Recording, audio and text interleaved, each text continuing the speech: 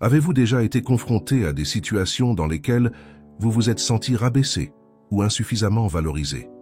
Faire face au manque de respect est un défi auquel nous sommes tous confrontés à un moment donné de notre vie. Cela peut être décourageant et nous laisse souvent vulnérables. Cependant, il existe une philosophie ancienne qui offre des réponses solides et valables à ces défis: le stoïcisme. Dans cette vidéo, nous vous guiderons à travers 11 clés stoïques pour gérer le manque de respect avec grâce et clarté. Ces leçons vous équiperont non seulement de stratégies pour gérer les situations désobligeantes, mais vous aideront également à cultiver une force intérieure qui transformera votre approche du conflit. À la fin de cette vidéo, vous disposerez d'outils puissants qui vous permettront de gérer toute forme d'irrespect en toute confiance et sérénité. Chaque clé que nous explorerons provient directement de la philosophie stoïcienne, axée sur la sérénité, le contrôle émotionnel et la résilience. Vous apprendrez à considérer le manque de respect non pas comme un obstacle insurmontable, mais comme une opportunité d'affirmer votre maîtrise de soi et votre intégrité personnelle. En appliquant ces enseignements, vous serez en mesure d'affronter les commentaires négatifs et les attitudes désobligeantes avec un sang-froid qui force le respect et l'admiration. Si c'est votre première visite sur notre chaîne, je vous invite à vous abonner et à activer les notifications. Non seulement cela nous aide à continuer à créer du contenu précieux comme celui-ci, mais cela garantit également que vous ne manquerez aucune de nos futures publications. De plus, si ce sujet vous intéresse, n'hésitez pas à aimer la vidéo pour nous aider à atteindre et à aider davantage de personnes pouvant bénéficier de ces enseignements. Maintenant, sans plus tarder, plongeons dans ces 7 clés stoïciennes et commençons notre voyage vers plus de force et de respect de soi. Êtes-vous prêt à transformer votre façon de réagir au manque de respect? Accompagne-moi.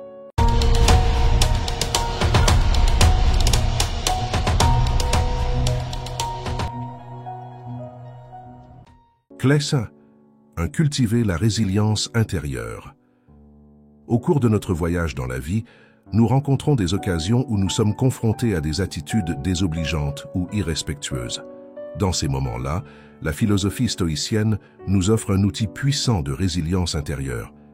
Il ne s'agit pas seulement de la capacité de survivre aux affronts, mais aussi de les transformer en opportunités pour renforcer notre caractère et maintenir notre sérénité. L'essence du stoïcisme réside dans la reconnaissance que, même si nous ne pouvons pas contrôler les actions des autres, nous avons un contrôle total sur nos propres réactions. En développant notre force intérieure, nous nous protégeons contre les répercussions négatives du manque de respect. Cette force repose sur la compréhension que les comportements irrespectueux sont des extériorisations des luttes internes des autres et non le reflet de notre valeur personnelle. Cultiver la résilience intérieure implique un exercice continu de conscience de soi.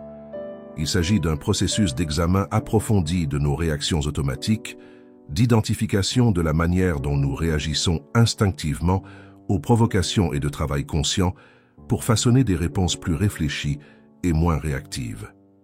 Imaginez une situation dans laquelle vous êtes confronté à un commentaire blessant dans un contexte social.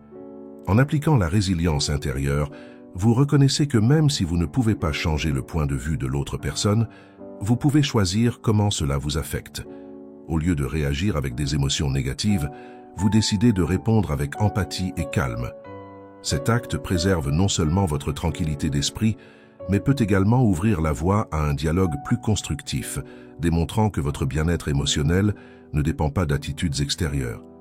Cette approche stoïcienne ne cherche pas à supprimer nos émotions, mais nous permet plutôt de les accepter consciemment et de décider ensuite comment nous voulons agir à leur égard. En cultivant la résilience intérieure, nous nous protégeons non seulement des tempêtes émotionnelles extérieures, mais nous nous équipons également pour y faire face avec grâce et maîtrise de soi, trouvant ainsi la paix en toutes circonstances.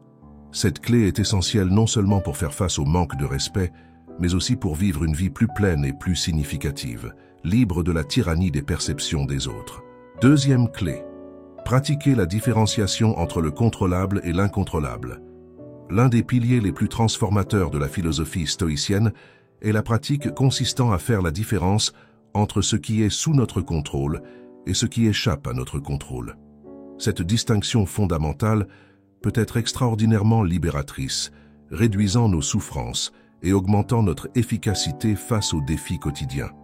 Essentiellement, cette clé nous apprend à concentrer notre énergie et nos efforts uniquement sur les domaines de notre vie sur lesquels nous avons une influence directe. Imaginez que vous organisez un événement important et que, contre toute attente, la météo se dégrade. Un stoïcien dirait que se lamenter sur la pluie n'a pas sa place.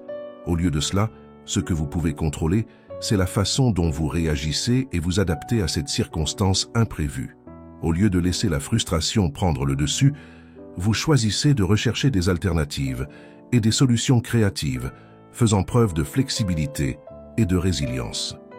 Cette capacité à pivoter et à s'adapter est au cœur de la pratique stoïcienne, consistant à faire la différence entre le contrôlable et l'incontrôlable.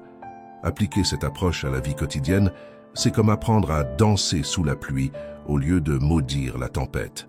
Par exemple, vous vous retrouvez dans un embouteillage qui vous expose au risque d'être en retard à un rendez-vous important.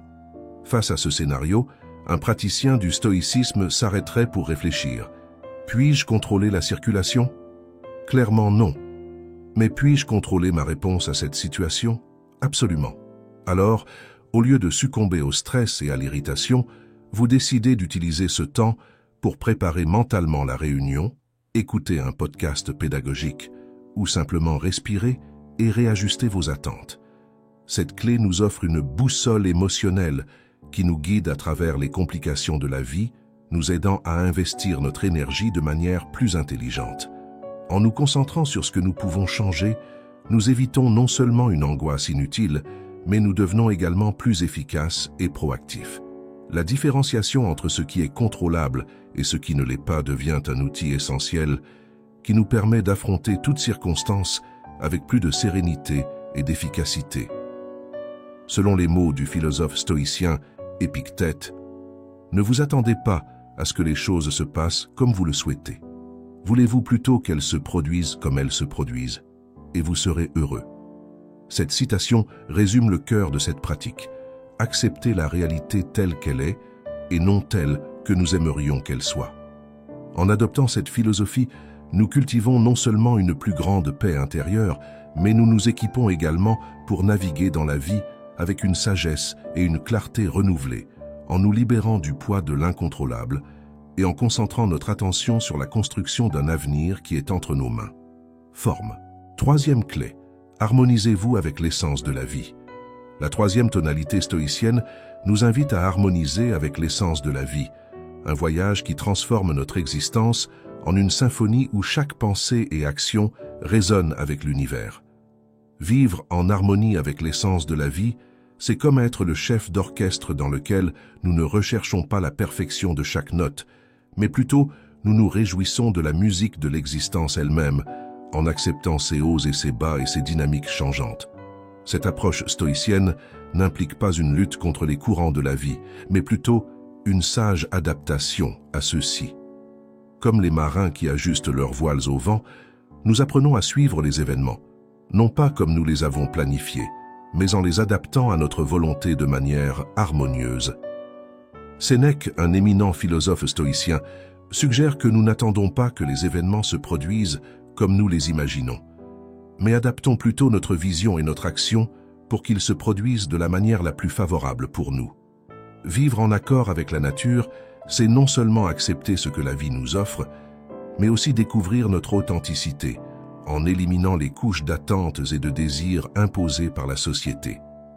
Cette clé nous met au défi de nous demander comment pouvons-nous être plus authentiques dans notre façon de vivre? Comment pouvons-nous suivre l'essence de la vie au lieu d'y résister? Embrasser la beauté de l'imprévisible, trouver la joie d'accepter la réalité telle qu'elle est, c'est vivre en harmonie avec la nature. C'est un appel à danser avec grâce dans la symphonie de la vie, apportant notre mélodie unique au vaste concert de l'univers. Nos vies sont un chef-d'œuvre en création et résonance constante. Reconnaître que nous n'avons un réel contrôle que sur notre propre vie nous permet de libérer de l'énergie qui autrement serait perdue dans une inquiétude incessante. Vivre en accord avec la nature, c'est aussi cultiver un lien plus profond avec notre environnement. Dans un monde qui semble parfois fragmenté, On se souvient des paroles de Marc Aurèle. Tout est interconnecté et le lien est sacré. Chaque être humain, chaque créature, chaque élément de la nature fait partie d'un tissu interconnecté. Cette clé nous invite à réfléchir sur l'authenticité de nos actions et décisions quotidiennes. Agissons-nous en cohérence avec notre vraie nature? Contribuons-nous à l'harmonie de l'univers par nos choix? Se rappeler que nous sommes citoyens de l'univers nous offre une perspective cosmique, reconnaissant que nos vies font partie d'un flux plus vaste et que chaque changement, aussi difficile soit-il, est une opportunité d'évoluer. Kless, la pratique de l'empathie et de la compassion.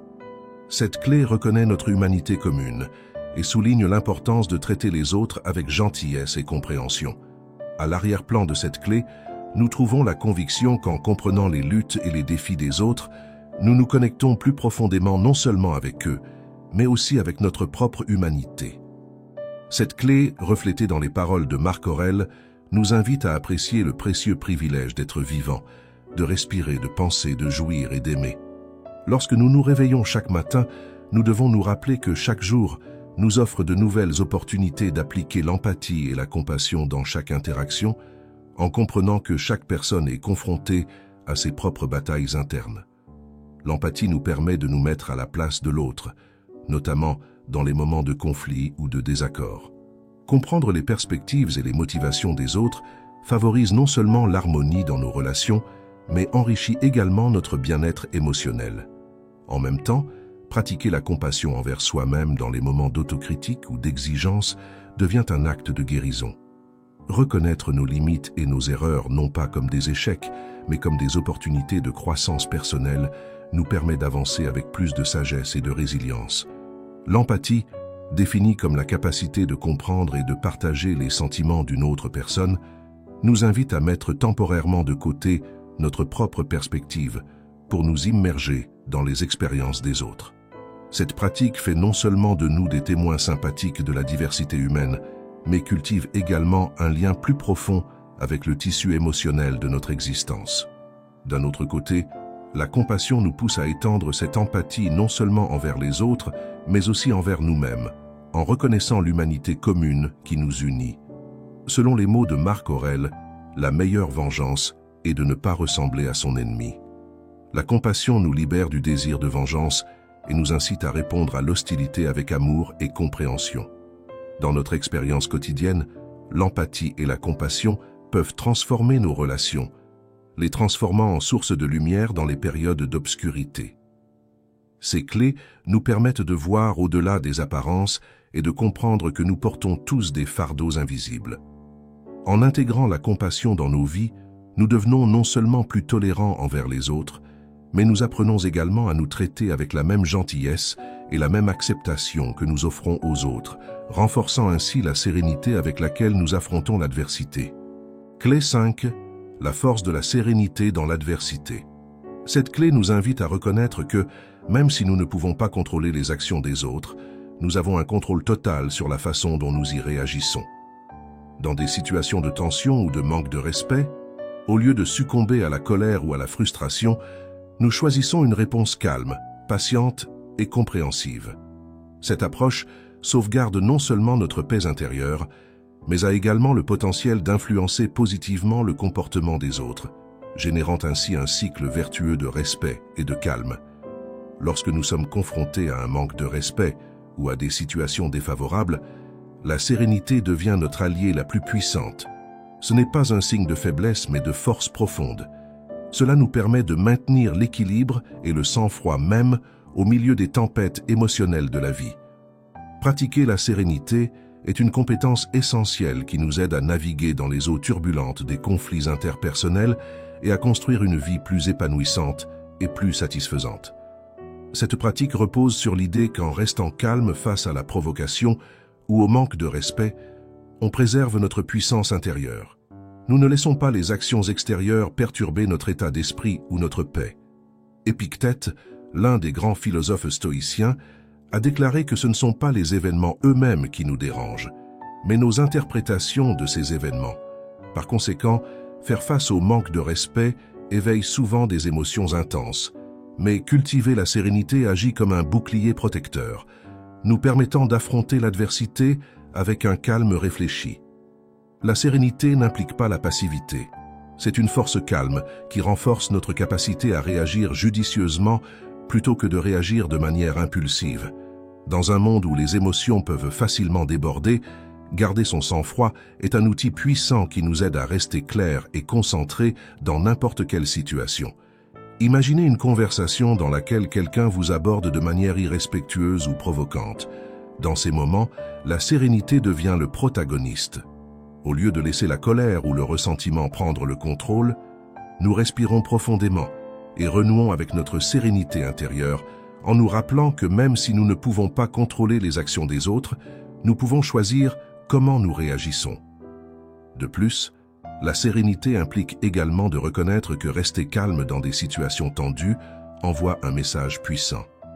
Notre capacité à garder notre sang-froid peut influencer positivement les autres, favorisant un environnement de respect et de dialogue constructif, plutôt que de confrontation et d'hostilité.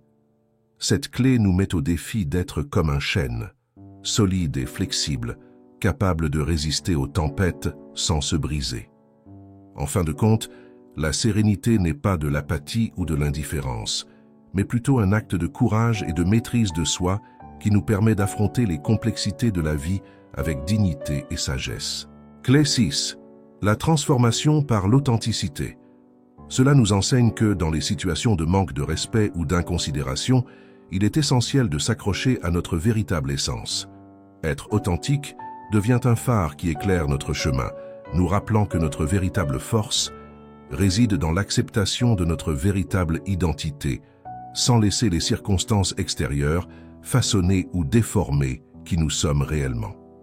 Imaginez-vous vous retrouver dans une situation où quelqu'un essaie de vous rabaisser ou de remettre en question votre authenticité.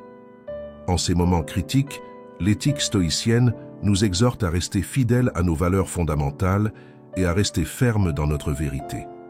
Nous ne permettons pas au manque de respect de nous déstabiliser.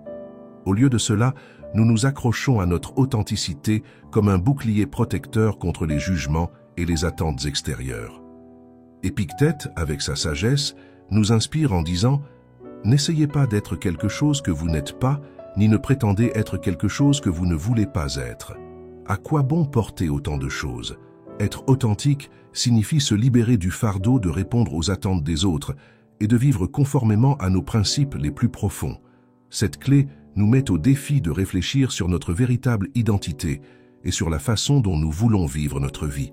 Cela implique de s'accepter soi-même, avec toutes nos vertus et nos défauts, et d'avoir le courage d'exprimer notre vérité, même face à des situations respectueuses. De plus, l'authenticité nous permet de fixer des limites saines. Nous reconnaissons que nous méritons d'être traités avec respect et dignité et refusons de tolérer un comportement qui ne reflète pas cela. Comme le soulignait à juste titre Sénèque, « Celui qui persévère dans ses principes malgré le mépris est plus courageux que celui qui se venge de son mépris. » Dans l'art de faire face au manque de respect, l'authenticité se révèle comme un puissant outil de transformation personnelle. Il nous invite à être comme le soleil, qui rayonne sa propre lumière, même au milieu de l'obscurité de l'inconsidération des autres. Être authentique, c'est résister à la tentation de changer qui nous sommes pour plaire aux autres. Cette clé nous met au défi d'accepter notre unicité et de vivre selon nos valeurs fondamentales, même en période d'adversité. L'authenticité devient un acte de résistance à la pression sociale et au manque de respect, nous permettant de rester fidèles à nous-mêmes. Marc Aurèle nous invite à regarder à l'intérieur et à reconnaître notre vraie nature. Regardez profondément dans la nature et vous comprendrez tout mieux. Au cours de notre voyage vers l'authenticité, nous découvrons que chaque défi, même le manque de respect, nous offre une opportunité de grandir et de nous transformer. Clé 7, la sagesse du choix des batailles. Il nous offre des conseils essentiels pour naviguer dans les complexités des interactions humaines, en particulier dans les situations où nous pouvons nous sentir peu appréciés ou manquer de respect. Cette 7e clé stoïcienne nous invite à développer la capacité de discerner quand et comment réagir au conflit, soulignant l'importance de conserver notre énergie pour ce qui compte vraiment. Dans le chemin de la vie, toutes les provocations ne méritent pas une réaction. Il y a des moments où nous percevons un manque de respect, Et même si notre première réaction peut être de réagir avec force, la sagesse du choix de nos batailles nous enseigne que ce n'est pas toujours l'option la plus prudente. Cette clé implique d'analyser soigneusement la situation, en se demandant si s'impliquer dans une confrontation contribuera positivement à notre bien-être et à la réalisation de nos objectifs à long terme. Bruce Lee, avec sa ruse bien connue, a dit un jour que la meilleure façon de surmonter une tentation est d'y céder. Appliqué à notre contexte, cela signifie que parfois, laisser passer un acte de manque de respect sans réponse peut être un moyen puissant de garder notre sang-froid et de concentrer notre attention sur des objectifs plus significatifs. Cette sélection consciente de nos conflits est aussi un exercice de patience et de persévérance, en rappelant que toutes les situations ne nécessitent pas une résolution immédiate et que, souvent, la vraie sagesse réside dans le fait de savoir attendre le bon moment pour agir. Épictète, un autre sage philosophe stoïcien, nous rappelle que la patience est la clé et que les tempêtes ne durent pas éternellement. L'intégration de cette approche dans nos vies nous motive à réfléchir à nos priorités et à réserver notre énergie pour les défis qui ont un impact réel sur notre bien-être et nos objectifs les plus significatifs. Au lieu de réagir impulsivement à chaque provocation, nous devenons les architectes conscients de nos réponses, construisant un chemin qui reflète notre maturité émotionnelle et notre sagesse. Ainsi, la sagesse de choisir nos batailles nous apprend non seulement à faire preuve de patience et à résister à la tentation de répondre immédiatement au manque de respect, mais nous permet également d'aborder chaque situation avec l'efficacité qui vient d'une délibération et d'une approche stratégique minutieuse. Cette clé nous encourage à être sélectifs, à valoriser notre paix intérieure et notre énergie, et à choisir nos combats avec la prudence qui nous caractérise en tant qu'individus réfléchis et équilibrés. Si vous êtes confronté à quelqu'un qui ne vous respecte pas, ne perdez pas votre temps et votre énergie avec des personnes qui ne valorisent pas votre bien-être. Concentrez plutôt votre attention sur ceux qui vous apprécient et vous respectent comme vous le méritez. Si vous êtes arrivé jusqu'ici, commentez « Je mérite d'être respecté » afin que nous sachions qui sont les vrais gagnants qui sont arrivés à la fin de cette vidéo. N'oubliez pas de vous abonner, d'activer les notifications et de liker la vidéo pour ne rien manquer de nos prochains contenus. Et maintenant, je vous invite à regarder quelques-unes des vidéos qui apparaissent à l'écran. Les deux ont le potentiel de transformer votre vie. On se voit là-bas.